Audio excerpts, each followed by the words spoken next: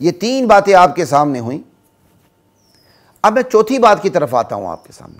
یہ میں 1 بائی 1 کر کے چل رہا ہوں تاکہ آپ کو آسانی ہو.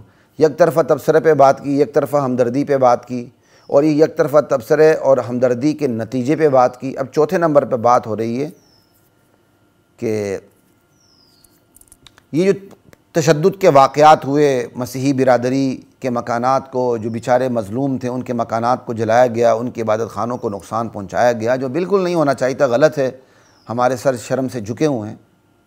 لیکن ان پرتشدد غیر اسلامی حرکات پر اسلام کو نشانے پہ رکھنا، مسلمان کو نشانے پر رکھنا، علماء اسلام کو نشانے پہ رکھنا، یہ کہاں کا انصاف ہے؟ اگر جلاؤ گراؤ والے مسلمان تھے تو جناب بچاؤ والے بھی مسلمان تھے، مددگار بھی مسلمان تھے، جنہوں نے اپنی مظلوم مسیحی برادری کا بھرپور ساتھ دیا،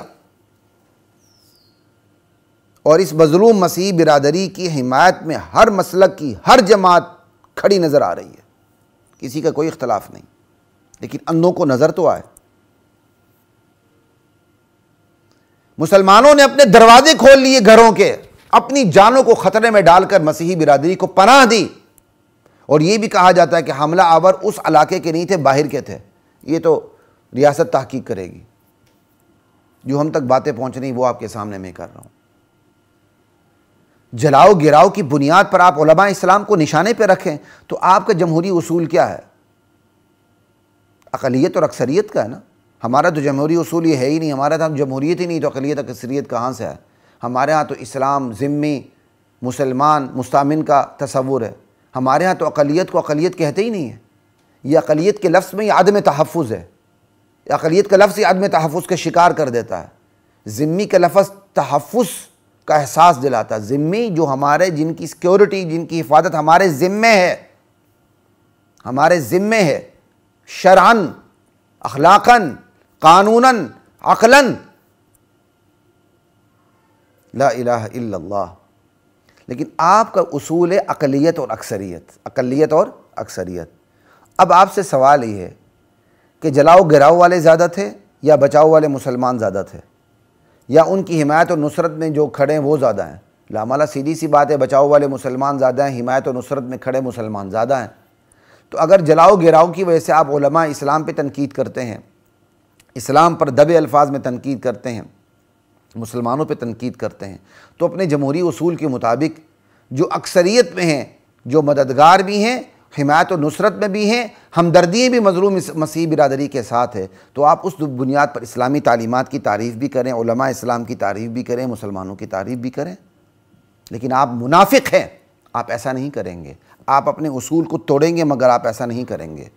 غیر مسلم مظلوم ہو، غیر مسلم مظلوم ہو تو آپ حق کے نمک ادا کرنے کے لیے میدان میں اترتے ہیں. تندور جتنا آپ کا منہ کھلتا ہے ان کے حقوق کے لیے. اور اگر مسلمان مظلوم ہو، پردہ مظلوم ہو، دیندار مظلوم ہو تو تمہاری انسانیت قلبوں میں اس وقت ننگا ناچ ناچتی ہے، زبان گنگ ہو جاتی ہے، ہونٹوں پہ تالے لگ جاتے ہیں. یہ تم منافق ہو، تمہارا یہ ایک منحوس منافقانہ کردار ہے. لا الہ الا اللہ. یہ وہ دل کی باتیں ہیں جو نمبر وار خواتین و حضرات میں آپ کے سامنے رکھنا چاہتا ہوں. یہ 4 باتیں ہو گئیں. اگلی 5ویں بات،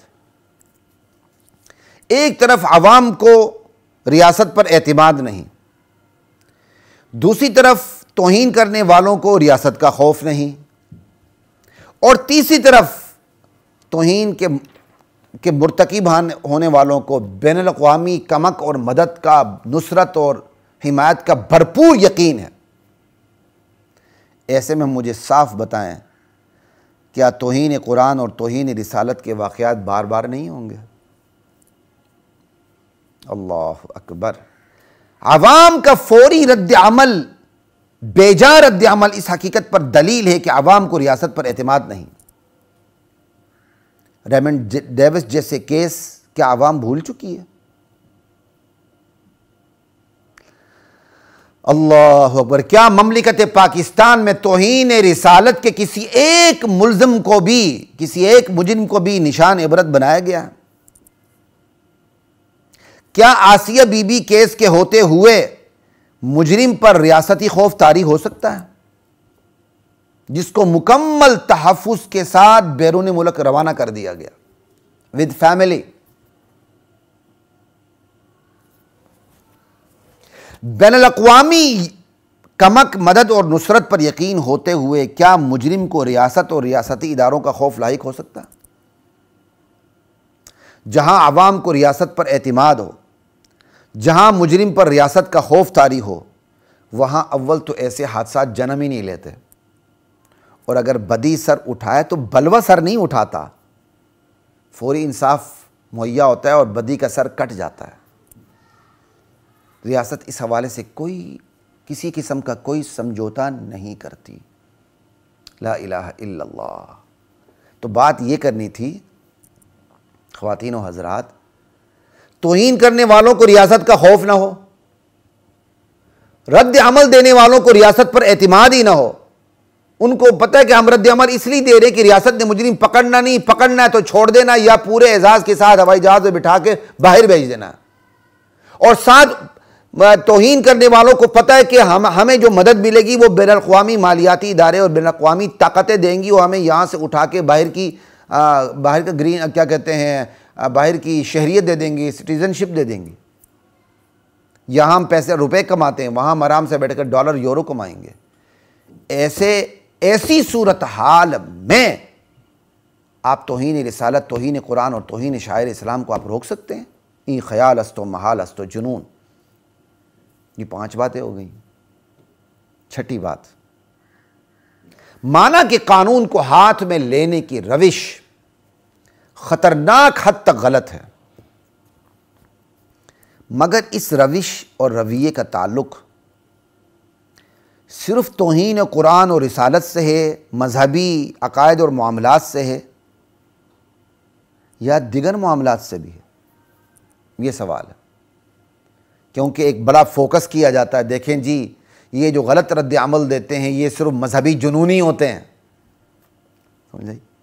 اس کو بھی بڑا ابھارا جاتا ہے، اشتہار لگایا جاتا ہے کہ یہ مذہبی جنونی ہیں جو ہر وقت یہ غلط رد عمل دیتے ہیں، پھر اس مذہبی جنونی کے پیچھے علماء اسلام کو نشانے پہ رکھتے ہیں اور انڈائریکٹلی اسلام کو نشانے پہ رکھتے ہیں۔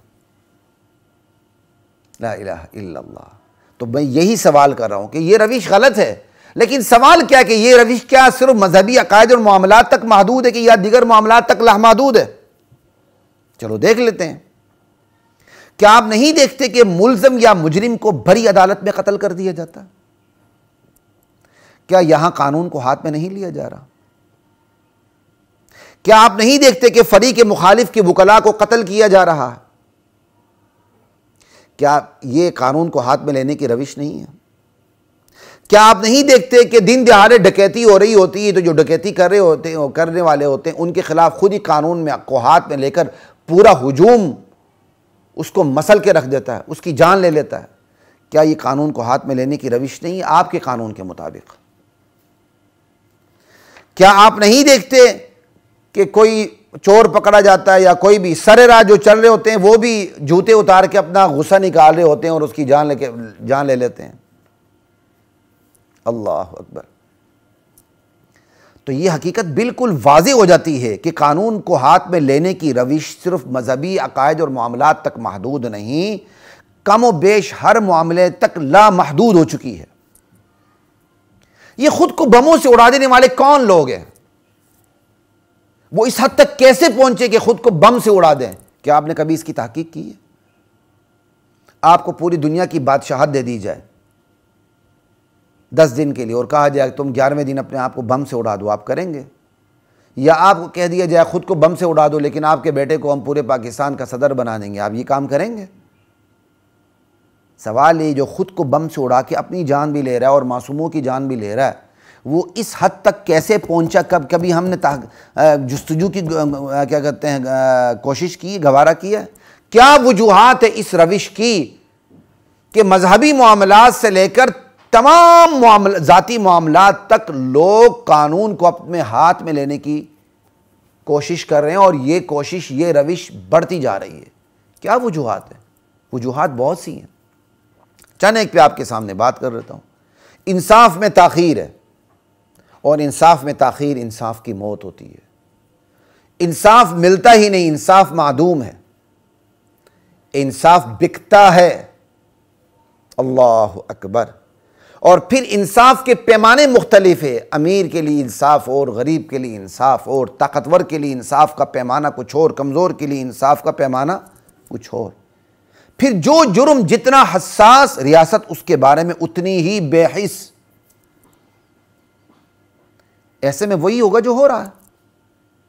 تھانے کچہری اور قاضی سے جلاد تک کے تمام امور اپنے ہاتھ میں لینے کی ہلاکت خیز روش عوام کی، اور اس روش میں دن بدن روز بروز ترقی پہ ترقی ہوتی جا رہی ہے۔ اللہ ہمارے حال پہ رحم فرمائے۔ تو اس چھٹے نمبر پہ میں نے آپ کو یہ بات بتائی کہ قانون کو ہاتھ میں لینے کی روش صرف مذہبی عقائد اور معاملات تک محدود نہیں ہے، ہر معاملے تک لا محدود ہو چکی ہے۔ اس لیے صرف مذہب کو آڑے ہاتھوں لینے کی ناکام کوشش نہ کریں، اپنے منہ کی بواسیر کا علاج کروانے کی کوشش کریں۔ نمبر 7، ریاست سودا کرتی ہے۔ اللہ اکبر، ریاست سودا کرتی ہے۔ ہمارا مشاہدہ ہے کہ ریاست سودا کرتی ہے، قصاص کی جگہ دیت دیتی دلوا دی ہے۔ کیا ریمنڈ ڈیوس کا کیس آپ کے سامنے نہیں؟ ریمنڈ ڈیوس کا دن دہاڑے اس نے مظلوم پاکستانیوں کو شہید کیا، جیل میں گیا، بین الاقوامی طاقت پہنچ گئی، ہمارا مائی باپ پہنچ گیا، پورے اعزاز کے ساتھ اس کو لے گیا، ہمیں پیسے دے کے چلا گیا۔ امریکن تو ویسے ہی کہتے ہیں کہ پاکستانی تو اپنی ماں بیچ دیتے ہیں، تو ہم نے بیچ دی نا اپنی ماں۔ انا للہ و انا الیہ راجعون۔ ریاست تو سودا کرتی ہے۔ آسی بی بی کا کیس آپ کے سامنے ہے، لا الہ الا اللہ۔ اس کو باہر بھیج دیا گیا، اور باہر بھیج کے ہم نے اعتراف کر لیا کہ پاکستان میں اس کو تحفظ حاصل نہیں ہو سکتا۔ اگر وہ بے گناہ ہے تو تحفظ حاصل ہونا چاہیے تھا، اگر وہ بے گناہ نہیں تھی تو تحفظ اسے حاصل نہیں ہونا چاہیے تھا۔ لیکن ہم نے آسی بی بی کو باہر بھیج کے بتا دیا کہ پاکستان میں تو سارے جنونی رہتے ہیں، اسے تحفظ حاصل نہیں ہو سکتا۔ انا للہ و انا الیہ راجعون۔ ہم تو سودا کرتے ہیں، ہم تو سوداگر ہیں۔ بچے کو کافر ماں کے حوالے کر دیا گیا پاکستانی عدالت میں، کافر ملک کے حوالے کر دیا گیا۔ ہاں طیارہ تیار ہے، ادھر سے فیصلہ ہوا، ادھر سے بچے کو بٹھا دیا گیا غیر ملکی طیارے میں اور چلا گیا وہ طیارہ۔ ریاست سودا کرتی ہے۔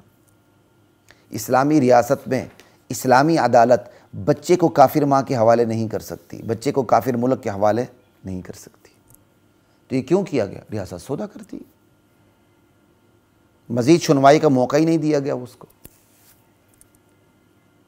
افغان سفیر ملا ضعیف کو عریاں حالت میں، ننگے حالت میں امریکہ کے حوالے کیا گیا۔ یہ تو اسلام، یہ تو بین الاقوامی اصول کے خلاف ہے، جو انسانی ساختہ اصول ہے، یہ تو ان کی بھی خلاف ورزی ہے۔ انسان نے اپنے بنائے ہوئے اصول کو خود توڑے۔ ایک ملک کے سفیر کو جسے امن کی علامت سمجھا جاتا ہے، اس سے ننگا کر کے امریکہ کے حوالے کر دیا گیا۔ کیوں؟ ہم نے سودا کیا اپنے مسلمان بھائی کا۔ کیا اپنے مسلمان بھائیوں کا خون کرنے کے لیے ہم نے دشمن ملک امریکہ کو لاجسٹک سپورٹ فراہم نہیں کی، ہوائی اڈے نہیں دیے؟ ریاست سودا کرتی ہے۔ توہین رسالت ہوتی، مجرم زیر زمین چلے جاتے ہیں، اور کچھ عرصے بعد جب فضا ٹھنڈے ہونے لگتی ہے وہ فضا میں پرواز کر کے بیرون ملک منتقل ہو جاتے ہیں۔ کتنا شارٹ کٹ راستہ ہے بیرون ملک کی شہریت لینے کا۔ اللہ اکبر۔ یہ سب کچھ نظریہ ضرورت کے تحت ہو رہا ہے؟ نہیں بھائی، یہ نظریہ ضرورت کے تحت نہیں ہو رہا، یہ نظریہ برائے فروخت کے تحت ہو رہا ہے۔ اللہ اکبر۔ فیصلوں میں نظریہ ضرورت نہیں چلا کرتا، جان بچانی ہو تو نظریہ ضرورت اسلام اس کی بات کرتا ہے، بوقت ضرورت بقدر ضرورت اپنے جان بچانی ہو تو حرام کھا سکتے ہیں، حرام پی سکتے ہیں۔ جان جا رہی ہے، پیاس کے ہاتھوں آپ مر رہے ہیں، سامنے شراب کا آدھا گلاس پڑا ہوا ہے، گلاس پڑا ہوا ہے، آپ اتنی شراب پی سکتے ہیں جس سے آپ پی سکتے ہیں، نہیں پینی چاہیے، سمجھ آئی بات کی، کہ جس سے آپ کی جان بچ جائے، بس یہ شریعت کا آرڈر ہے، آرڈر از آرڈر، ورنہ کنٹمپٹ لگے گی، توہین ہوگی، شریعت کے حکم کی خلاف ورزی ہوگی، آپ گناہگار ہوں گے اگر اس طرح موت آئی۔ یہ ہے نظریہ ضرورت جان بچانے کے لیے، لیکن ہم نے تو پوری شراب کو ہی حلال سمجھ لی ہے۔ مجھے بتائیں، یہ میں نے آپ کو ریاست کے سودے بتائیں جو ریاست سودے کر رہی ہے، ریمنڈ ڈیوس سے لے کر ملا ضعیف سے لے کر اور کافر بچے کو کافر ماں کے حوالے کرنے تک، کافر ملک کے حوالے کرنے تک، نظریہ برائے فروخت تک۔ مجھے بتائیں ایسی سوداگر ریاست پر اعتماد کون کرے؟ پھر ایسی سوداگر ریاست کے مکین افراد رعایا خود ہی منتظم بنے گی، خود ہی قاضی بنے گی، خود ہی عدالت بنے گی، خود ہی جلاد بنے گی، تمام فیصلے خود کرے گی، اور پھر ایسی مملکت کے اندر بلوے کو کوئی نہیں روک سکتا۔ انا للہ و انا الیہ راجعون۔ یہ 7 باتیں ہیں۔